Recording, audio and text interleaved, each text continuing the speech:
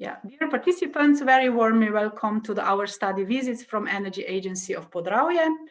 Today, we would like to show you and explain you some of our best practice regarding the energy refurbishment of our public-private building using energy performance contracting and how we collaborate with janitors. We think that cooperation with users and janitors is one of the most important issues when we would like to achieve good results. On the agenda here, you can see that today our colleague from Energy Agency will tell you something about how the refurbishment went on from the technical aspects. Then I will tell you something about financing, how we decided to choose energy performance contracting and how it was implemented. Then our colleague Simona will tell you something legally about energy performance contracting. And on the end, Marco Royce will tell you how we collaborate with janitors really to achieve good practices. And now I will give the words to Tomasz to tell you something about the technical details of the refurbishment. Tomasz, the floor is yours. Thank you. Share screen.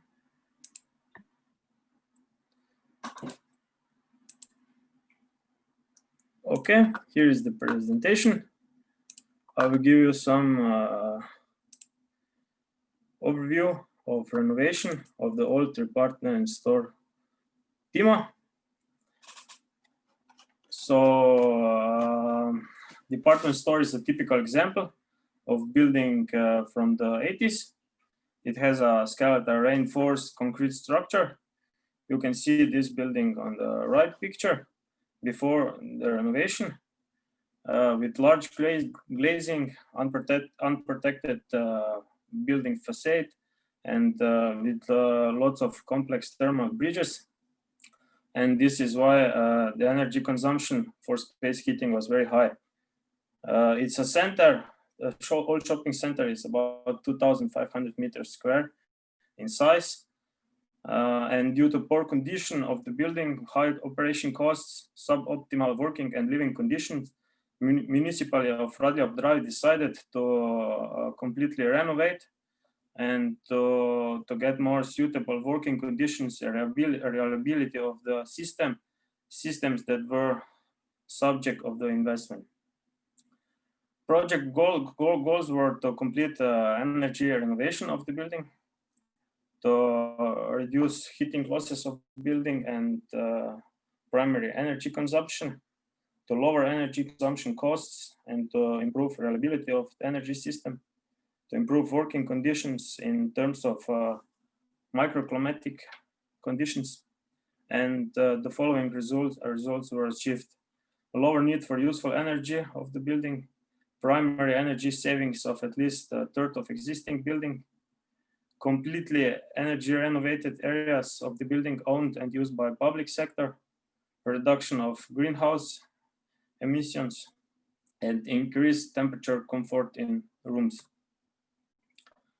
And all this, in the next slide, we can see that all these comprehensive energy renovation measures have been implemented, from facade thermal insulation, renovation of attic and floor, flat roof insulation, renovation of joinery, of basement wall, boiler room with new wood chip boiler in combination with a heat pump, completely new ventilation system, new thermostatic valves and frequency circulation pumps were installed, and completely central control system established, and new organizational measures and energy saving LED lighting. In the next few slides, I will show you some pictures before renovation. We can see that access to the building was disabled from the market. You cannot drive with wheelchair.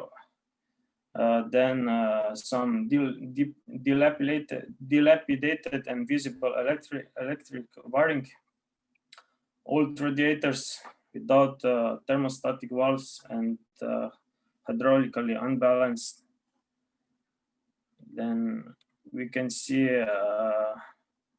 new 3-layer windows were installed, and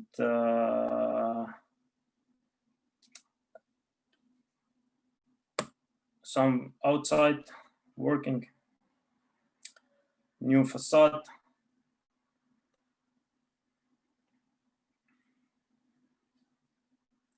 and new energy saving lighting. All the walls were repainted and floors renovated, and also toilets. And then the municipality also moved a library to the renovated building, and there is a restaurant inside the building, and in the premises where the bank was, there is now a clothing store, and we can see also the complete the boiling room was also renovated. New toilets, and all walls were repainted. So now we will go on a virtual tour of the department store, and we are moving to town Radlje ob Dravi. The Radlje ob Dravi town lies on the border with Austria in the central part of Drava Valley, in the northern edge of Radlje field and on the slopes of Kozjak Hills. And I will show you a quick virtual tour.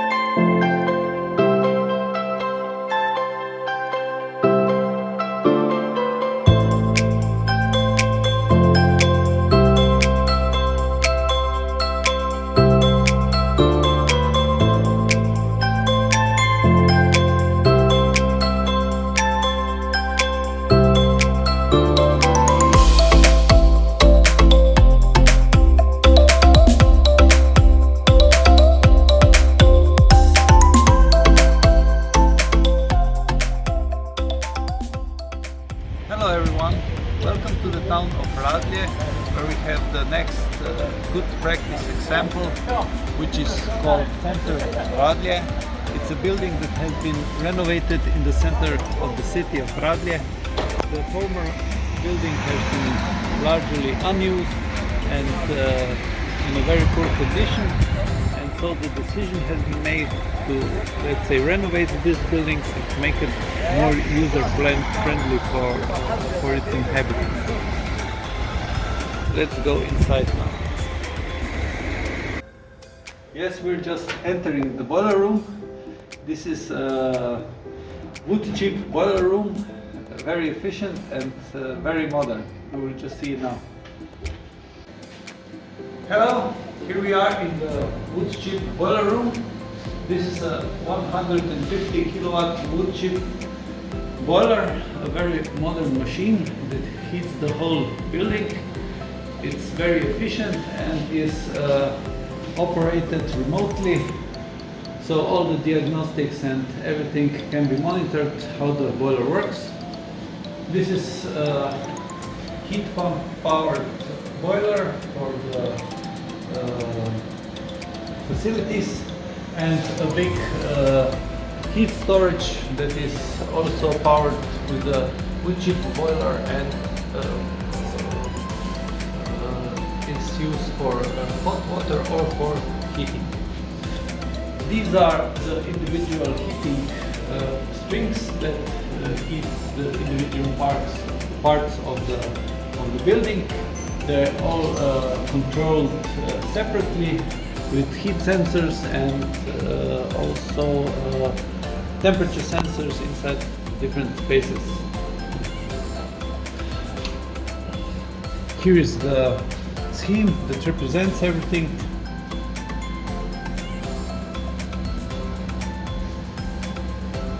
We can see that here are the markings. This is the heated library, and there is climatization also for heating for the bank.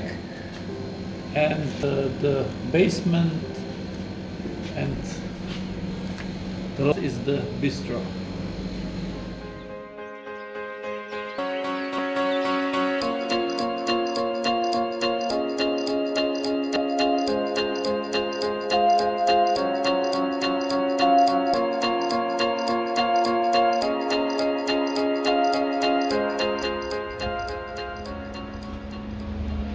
The building has a very interesting architectural design, which is very typical for its age, for the 70s and 80s. It has a concrete skeleton construction and a wider top that acts like a part of the building is floating. Windows have been exchanged for new PVC windows with triple glazing, and the facade has been insulated with up to 18 centimeters of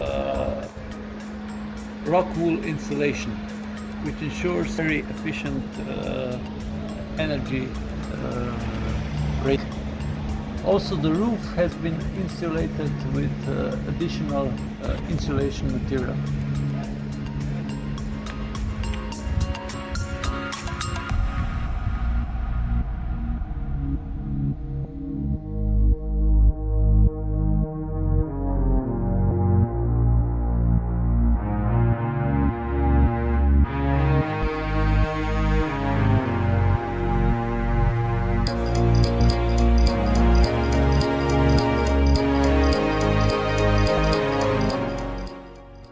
Before the renovation, this part of the building is largely empty. Only the part on the other side where there is a cafe has been used, and this was a rather empty and soulless building in the center of the city Radlje.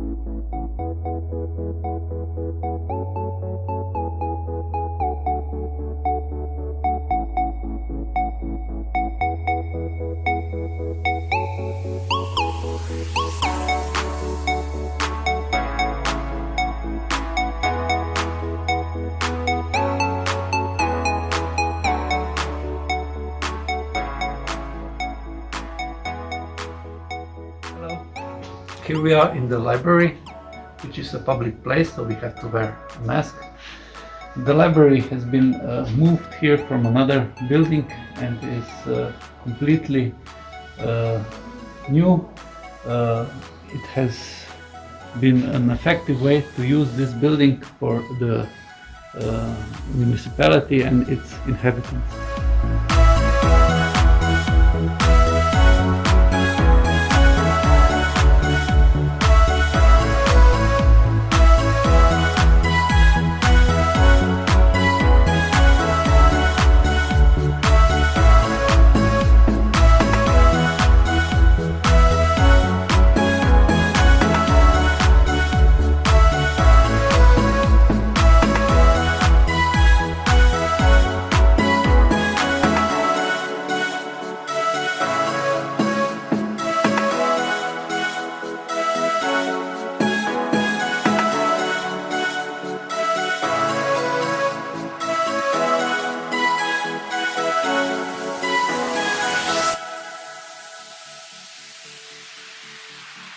Here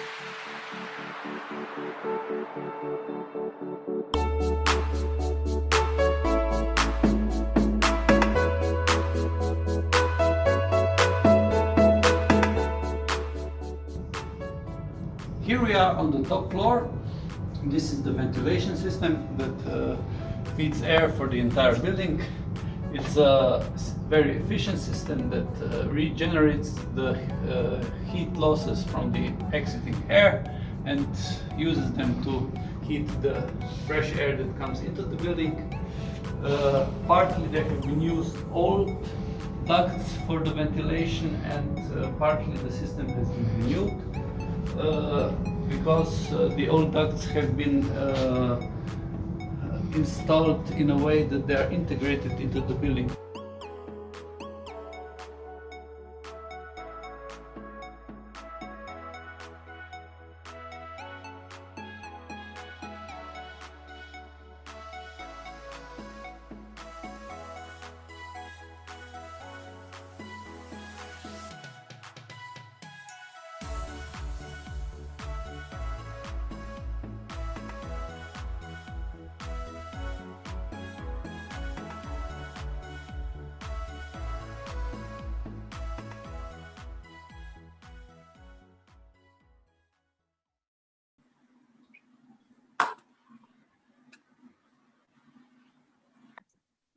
I hope you enjoyed our virtual tour, and now we will continue with the next presentation.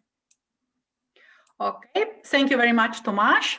And now I will try to explain to you how really happened and how all the coordination and communication came to start with, to find finances and then to start energy performance contracting at that building.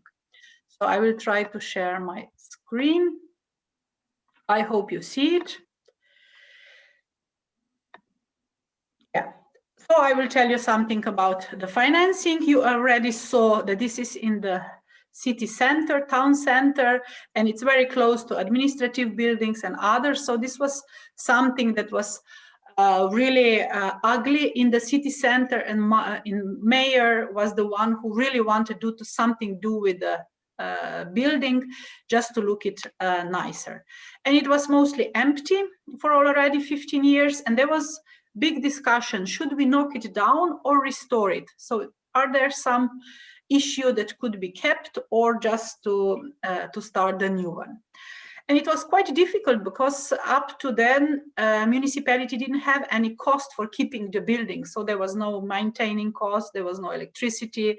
There were only small costs covered by the cafe bar that was inside the building. So like you already saw, it was quite ugly and empty building from the back side. So there were many barriers how to find really the finances. So first it was that there were 3 owners, so municipality and 2 private persons, so cafe and the shop, and before it was also a bank. So it is, and also the municipality and also the other user didn't have money. So it was investments roughly estimated a little bit more than €1 million. And also they saw what could really fit into such a store building without any big changes of the inside architecture. So, and at the same time, they have looked for a space for a library, because library at that time was renting other places and in the other part of the city. So how the story has really begun. So Energy Agency of Podravia is energy manager in the municipality of Radlje ob Dravi. And when we promote energy efficiency and renewable energy sources, and also new financial mechanisms, the idea was born, so let's do it with ESCO.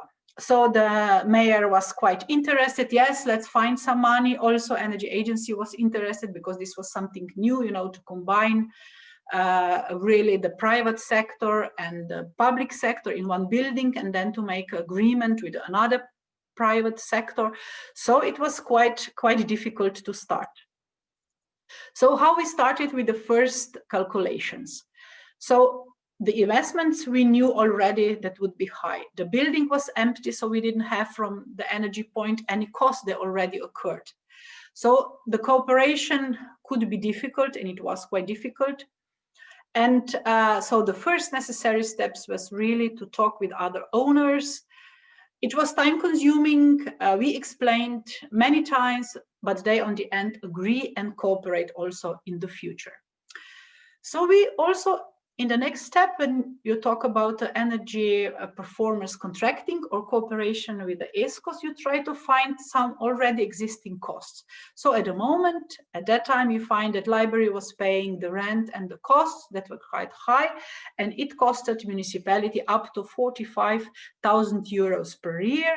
And this was something that we took as a basic calculation. So this was the money we could transfer from the rent of the library to the new energy retrofitting. And up to then, there was no energy or financial bookkeeping of that building.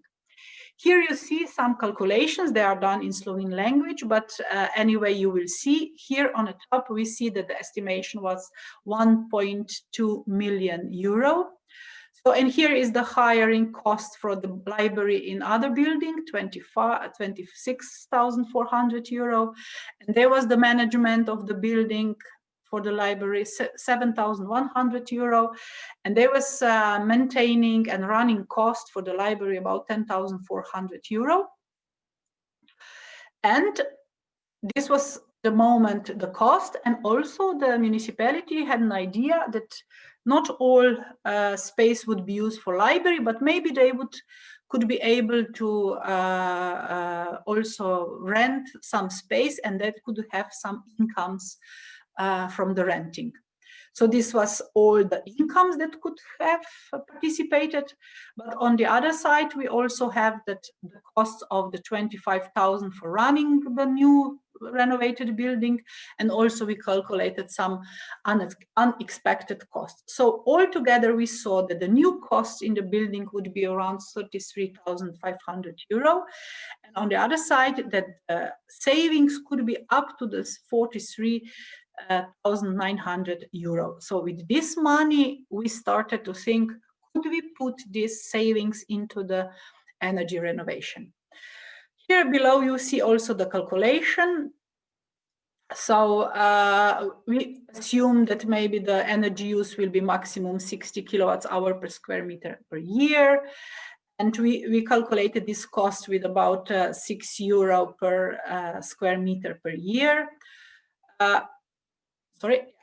we also see that the new costs would be around 30 euros per square meter per year for heating. So this was all calculation, just roughly estimated when we talk about the options. Yeah, we were happy at that time. The EU Cohesion Fund call was open for refurbishment, and municipality decided to apply, and we were able to put it as a pilot project with a combination of more owners and empty buildings. But the call request was to go with the public-private partnership, and there was around 40% of subsidies and the grant that could be from this cohesion fund.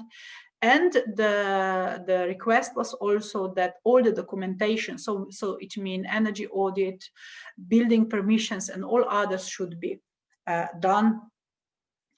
So how we started? So it was deep energy audit was done.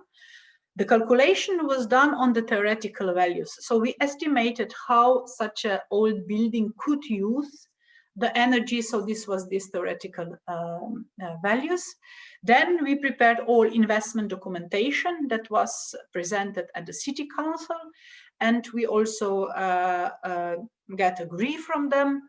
And then they accepted that also the energy performance contracting model could be used. The public call was announced, and municipality then found the ESCO company that done the renovation and also now is running and maintaining the buildings for another 15 years. But as we see before, Tomasz has told us there was new insulations, windows, heating system, energy management, and also now from when they renovated it, Also, the energy and financial monitoring is established. So we monitor what is going on financially and from the energy point of view. And we report at least once a year if the results that were planned in this documentation and audit and in the agreement with the ESCO are really achieved on the year-by-year basis. Yeah, it was not so easy because this calculation of the costs were not really under control, because the house, the building was at that time closed, so we didn't see inside under the roof or inside of some walls. So we had to see and solve small issues on a daily basis. So, and some installation that we already saw that maybe they will be good enough, so they were in bad condition, so, and they had to renovate it, so all the electricity installation will change. Also, waste and rainwater management had to be done again, because there was not the proper solution. Firstly, they decided not to have a new floor, and then they said, because there is a new building, they also changed the floor. And also, due to the new legislation, the elevator was installed. So around 20% of the investment costs were not planned, and so this was something that the municipality had to find in their budget. With this 20%, these additional investments were already planned before, like a new elevator. So, and the municipality was aware of it, but some of them not. So it was quite difficult during the one financial year to find, for example, 150,000 euro in the budget. But we are happy, because there were very good coordination of ESCO and interior planner, because the ESCO wanted to make building energy efficient, but we put, instead of the store, the new library would be in. So they had the architects for interior planning, and they had to coordinate where to put the walls and where to have offices and similar. The project had 2 auditing bodies. So it means it was by the law building supervisors, so the one that really checked if everything is done according to the law and the building standard. And on the other side, it was energy agency as an energy manager. So we just kept the eye on how the coordination or some potential changes went on. For example, if the ESCO said, this combination maybe of the boiler and the heat pump is not appropriate, as we saw before, and they wanted to install something else. So Energap was there to calculate again how it will be influenced to the future savings.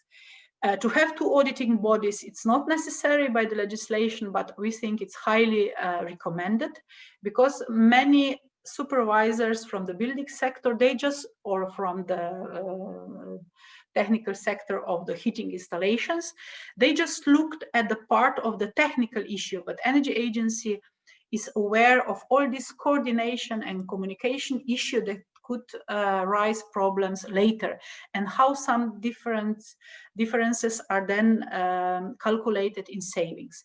For example, there is also the question, if we put new ventilation system or air conditioning system, how really these investments will affect the future running costs and similar.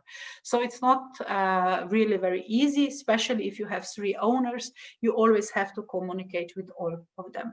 So at least weekly checking of the work was done, and really good cooperation should be performed to achieve the results. So here on the right table, you see the financial construction. So the total cost was 1.3 million euro, including VAT. Some preparation and documentation costs were about 200,000 euros. Then all the building and installment work was about 1.1 million euro. And EU subsidy or grant was about 362,000 euros, and the investments from the ESCO was 663,000 euros. Also, all three owners together also invested another 230,000 euros, and the municipality about 85% of owner of the building. So this was the whole financial construction. And here you see on the right, there was some cost occurred in 2016 and some cost in 2017. And here is the column of the altogether, and this is VAT. In Slovenia, this is 22%. And here is also the percentage of the ownership for the different financial issue. In the investment documentation, and when we decided to go or not for the public-private partnership, we had to done the specific investment documentation, including calculation of all the financial and economic indicators.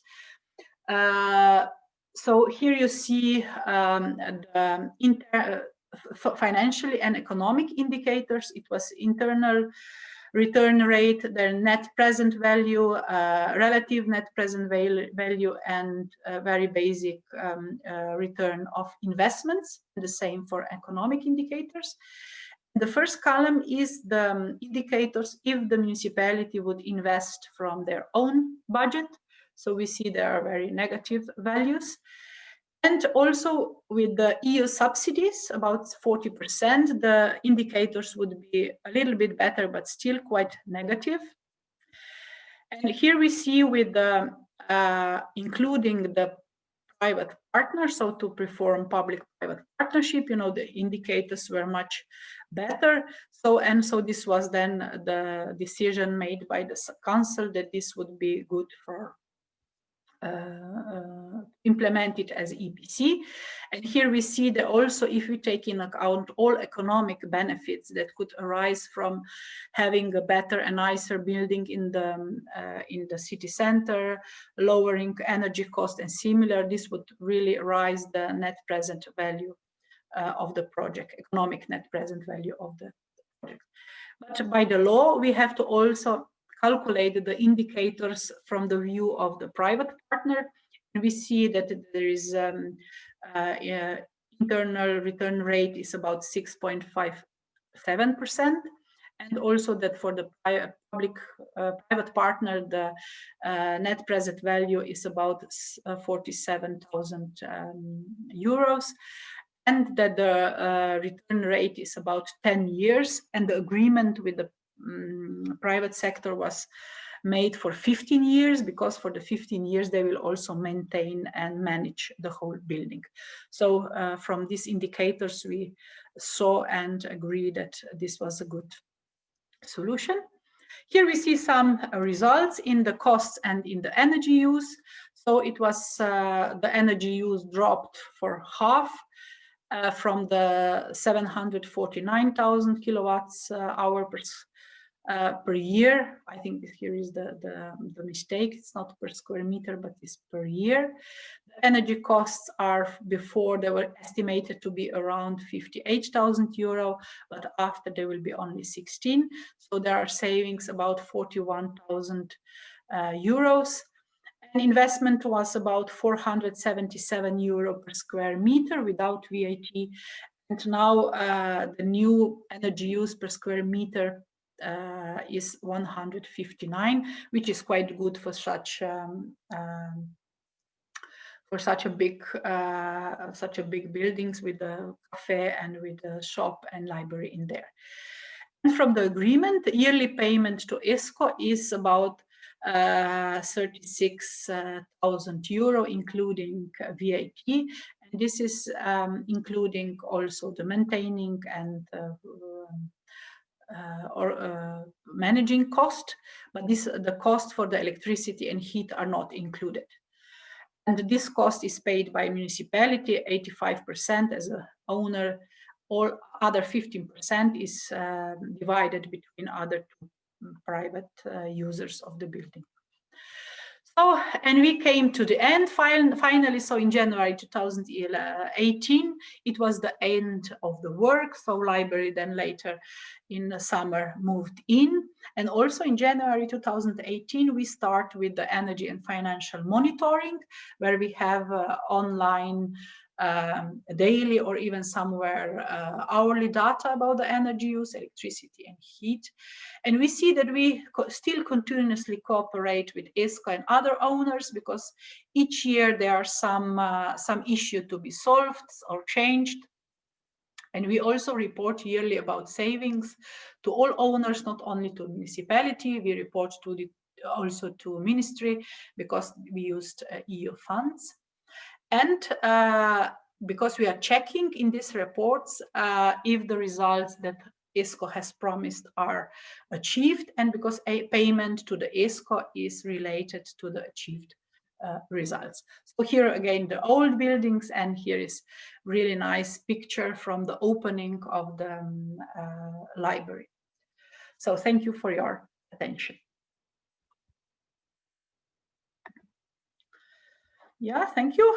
And now I will give the floor to Simona to tell us something about the legal aspect of the energy performance contracting. So Simona, the floor is yours. Thank you very much. Hello, everyone. My name is Simona Borko, and today I will present you the example of good practice energy performance contracting at the building Tima in Radlje Mobravi. Okay. Can you see the screen? Yeah. Okay.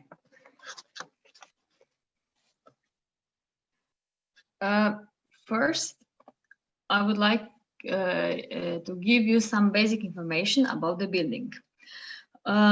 This is the old shopping center and is owned by municipality and 2 private companies. The building area measures 2,500 square meters. An old department store was built in 1980 in the center of the municipality Radlje of the Ravi. The building was not maintained. Operating costs were too high. Living and working conditions were sub-optional.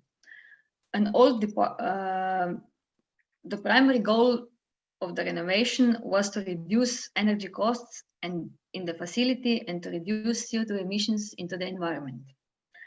The 3 owners tried for a long time to find the right solution, and they managed to partly refurbish it, but they had limited funds to complete. However, they were able to make an agreement between themselves, that was municipality of Radlje Obravi, private cafe and the bank, to use an energy performance contracting model. After many meetings, they decided to go ahead with an energy refurbishment, and once completed, to move public library to the building and to keep the cafe and add a small new shop. All owners made an agreement to finance the energy renovation with EPC, and the municipality took the lead. The documentation was prepared, and there was a public call for an energy service provider, ESCO. Once chosen, the owners made a 15-year agreement to finance the refurbishment and with the savings. Energap played the role of intermediate body to lead the cooperation, because as an energy and financial expert, we understood what was needed from both the ESCO and the owners. According to Slovenian legislation, the EPC is defined in Public-Private Partnerships Act, which is relatively new regulation. This means that not many contracts were concluded by that act so far. In Podravje region, Energap is trying to present advantages in this legislation to municipalities in order to renew their old buildings and to make some savings. According to PPP legislation, there are 6 stages that we have to follow. The first one is data collection. That means the analysis of the current state of the building and recognizing priority areas for renewal. We also have to pay attention to any restrictions on renovation, for example, cultural heritage, ownership, technical constraints, new construction, or existing legal obligations. In the second step, first indicative assessment of the cost of renovation and an estimate of savings is produced. The information on the financial resources for the investment is also important. Then you have to verify that the EPC system is an appropriate solution. The third step is so-called preliminary procedure, which includes preparation of an investment study, identification of potential investment providers, for example, ESCO, implementing companies, and call to promoters. This call is to submit information on interest of the investment providers in accordance with the Public-Private Partnerships Act. The preparation of an investment study, this is called also assessment of eligibility, has to fulfill the conditions for performing the retrofit under the contractual provision of savings system. Step 4 is the decision on the implementation of energy retrofit using EPC, which is adopted by the municipal council, who also approved the decree on public-private partnerships. The fifth step is the implementation of a public call. Duration of this process depends on the choice of the type of public-private partnership. During that phase, the preparation of the necessary documentation and public tender for ESCOs is made. This includes also defining a selection criteria. The competitive dialogue is a procedure where the potential partners negotiate on content criteria, technical and financial characteristics, on reconstruction, maintenance, and management. After that phase, the public partner invites the candidates to submit the final offers. After receiving the offers, the public partner decides on the selection on the contractor. That's private partner. And then both sign the EPC contract for approximately 10 to 15 years. The last step is the implementation of retrofit and system optimization. After that, annual monitoring of the operation and results achieved in energy savings and costs is performed. That is called annual audit. Okay, in the table below, presents the activities on the energy performance contracting performed by of the building, this building. So between January and March 2016, the first contracts with representatives of municipality Rally of Dravi and several meetings and discussions about potential project options were made.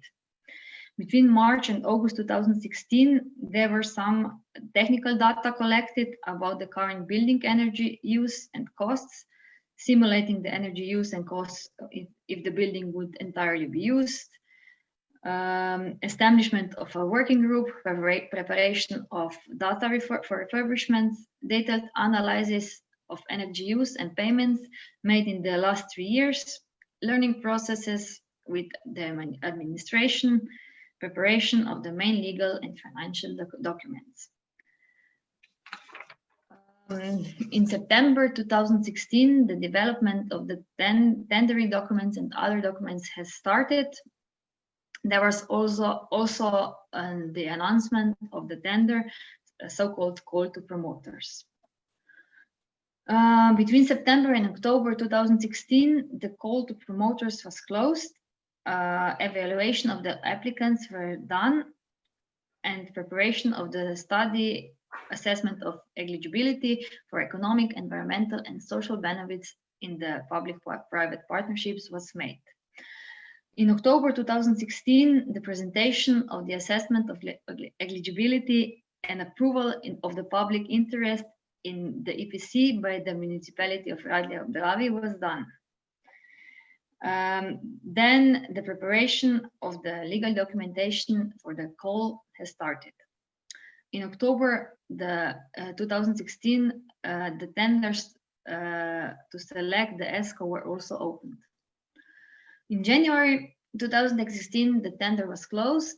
The analysis of the offers and the report was prepared.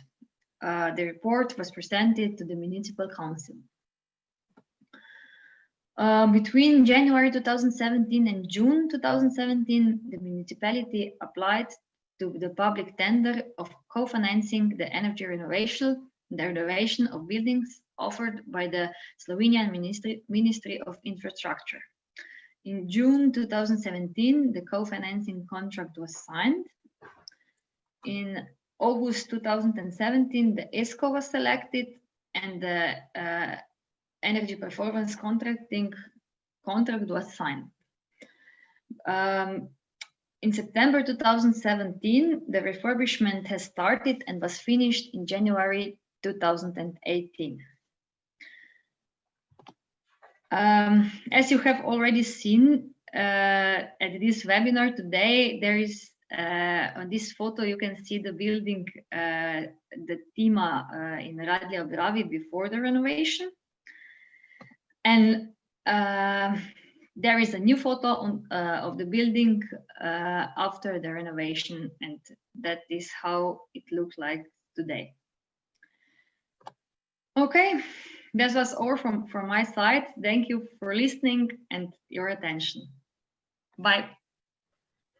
Thank you, Simona, for presenting us also legal aspects. And now I think we have finished with our refurbished Tima store, and now we have the last part. So this is cooperation with the janitors, which are really proud of, because our energy agency work with different stakeholders and users of the building for already 15 years, and we have recognized that working with each users of the building, it's really important, especially the janitors that are living with the building for all hours of the day, and they are the first one to change some settings, and working with them is really one of the most important if we want to achieve that they run well the energy efficient building, because we have so many cases where we have very nice new modern energy efficient building, but it's not run in a way that is energy efficient, because the users have to understand how to live in there. And so I will now ask Marco to present us how the system with the janitors really work, and I wish you to enjoy. Marco, the floor is yours. Thank you very much. Hello, my name is Marco Royce. I work for the Energy Agency of Podravje, and now I will show you about our work with janitors. Okay. So, new energy system collaboration with janitors. So, why do we work with janitors? For the successful implementation of municipal energy management, there's a big requirement of teamwork. And we have to work with different municipal departments, heads of individual buildings, janitors, energy agency works with everyone, and also sometimes with external experts. Janitors have a lot of useful information. They live in the building, they know user behaviors and needs, work with energy systems in the buildings daily, and are very familiar with them. We often have they often have a good suggestion of improvement or optimization. This is an example of how we, let's say, cooperate with them. We talk about how systems work, and we go over the buildings. But also, janitors are the persons with the most influence on energy usage in the building. This is mostly because they work with different, let's say, heating systems and ventilation systems and things like that. They often have very little support in their work because it has to do with, let's say, historical aspects of, that their work was not regarded as so important as it is today, because being a janitor today is a lot more challenging than it used to be in the past. Their work is very diverse, and it includes many other areas of building maintenance. This means they don't need to only, let's say, heat, they also need to, let's say, keep up the building, the surroundings, they need to make energy related purchases and things like that. And education of janitors in different aspects of building management, energy maintenance and upkeep is not always optimal. So this is why we decided to help them and to educate them and to give them the tools to perform better in their tasks that are energy related. So these are the reasons why we always work very closely with janitors on any energy related topics. After the headmaster or the boss of the building, they are the go-to persons for any energy related questions.